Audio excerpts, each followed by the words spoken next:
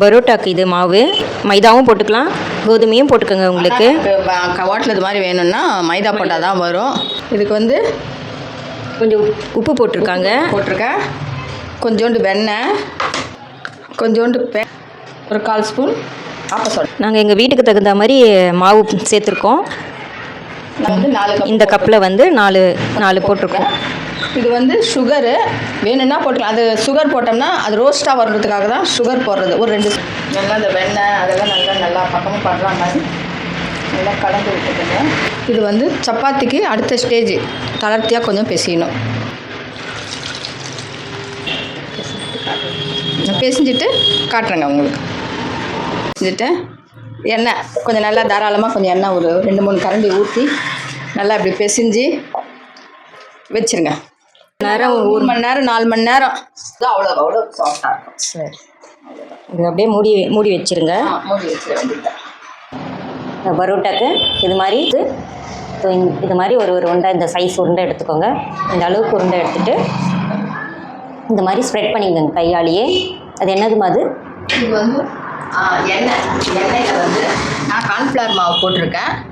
நீங்கள் கார்ன்ஃப்ளவர் மாவு இல்லைனா அரிசி மாவு இருந்தால் கூட இது கொஞ்சமாக போட்டு இந்த மாதிரி கலந்து வச்சுங்க. கார்ன்ஃப்ளவர் மாவு இல்லை அரிசி மாவு இருந்தால் இந்த மாதிரி கலந்து வச்சுங்க. ஏன்னா எண்ணெய் போட்டு கொட்டாமல் ரெடி பண்ணி வச்சுக்கோங்க. அதை இது மேலே ஸ்ப்ரெட் பண்ணிவிட்டு ஒரு கட்டர் அது மாதிரி எடுத்து கட்டு இருந்தால் கூட இந்த கட்டி வச்சு இந்த மாதிரி. பரவாயில்ல, இது கொஞ்சம் எப்படி இருந்தாலும் பரவாயில்ல, நம்மளுக்கு வந்து லேயர் வரணும், அதுக்காக தான் இது மாதிரி. ரொம்ப பக்கம் மேலே போடணும்னு இல்லை, ஃப்ரீல் மாதிரி எப்படி பண்ணிக்கோங்க. மேலே எடுத்து போட்டு மடித்து விட்டோம். இந்த மாதிரி எடுத்து போட்டு இந்த மாதிரி பண்ணிவிடுங்க. பண்ணிவிட்டு இந்த மாதிரி இப்படி நல்லா சுற்றி இப்படி அடியில் பக்கம் வச்சுட்டு மடிப்பை எடுத்து அடியில் எடுத்துங்க. அப்போ பிரியாமல் இருக்கும். இப்படி வச்சுடுங்க. சரி, கடலை வச்சுலாம் தேய்க்க தேவையில்லை, கட்டை வச்சலாம். சும்மா இப்படி நம்ம லேசாக அமுக்கினாவே போதும், நல்லா வந்துடும். இந்த ரோல் பண்ணி வச்சோம் பாருங்கள், அதை லைட்டாக ப்ரெஸ் பண்ணாலே போதும். நீட்டாக 2 காய் வச்சுங்க. நம்ம கையிலலாம் சூடெல்லாம் நம்ம ஹோட்டலில் இது பண்ணுறாமல் அடிக்க முடியாது. அதனால் இந்த மாதிரி கரண்டி வச்சுக்கின்னு இப்படி பண்ணுங்கள். உங்களுக்கு இதே அளவு போதுன்னா விட்டுடுங்க. இல்லை இன்னும் கொஞ்சம் ரோஸ்ட் பண்ண பிடிக்கணும்னா இன்னும் கொஞ்சம் ரோஸ்ட் பண்ணிங்க. அவ்வளோதான். சோம்பு போட்டு தாளிக்கலாமா? சோம்பு, பட்டை, லவங்கம்,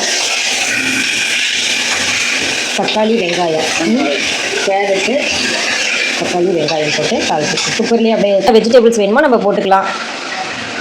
நம்ம வீட்டில் இருந்த வெஜிடபிள்ஸ்லாம் கொஞ்சம் போட்டிருக்காங்க, எல்லாத்துலேயும் கொஞ்சம் கொஞ்சம் போட்டிருக்காங்க. பீன்ஸு, பட்டாணி, கத்திரிக்காய், கேரட்டு,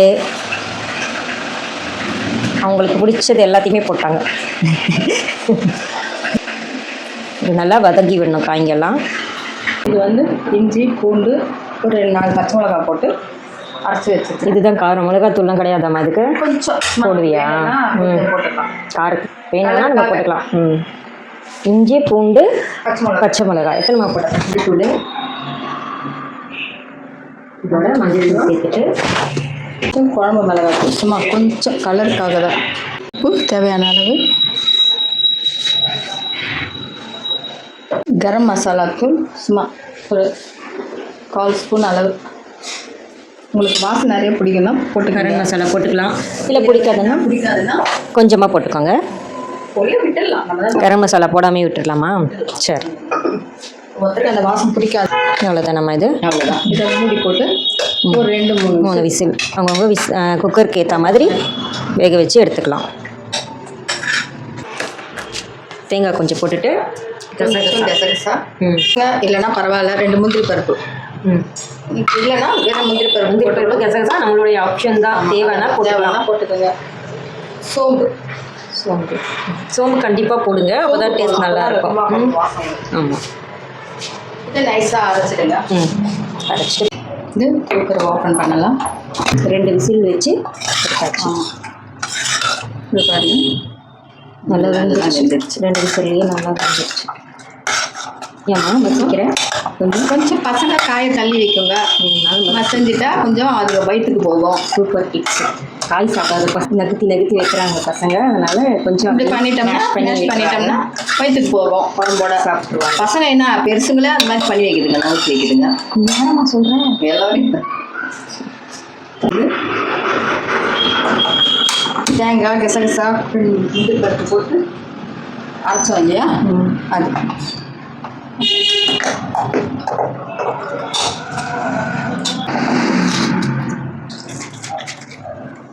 தேவையான அளவு தண்ணி ஆட் பண்ணிக்கலாம். உங்களுக்கு எவ்வளோ கிரேவி வேணுமோ அதுக்கு தகுந்த மாதிரி தண்ணி ஊற்றிக்கணும். சப்பாத்தி, பரோட்டா, தோசை, இட்லி கூட நல்லா தான் ரொம்ப நல்லா நான் இன்றைக்கி நாங்கள் பரோட்டாவோட சேர்த்து சாப்பிட்லான்னு இருக்கோம்.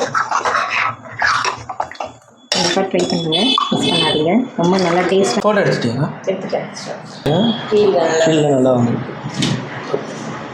போட்டு சாஃப்டாக இருக்கு. நல்லா சாஃப்டாக இருக்குது.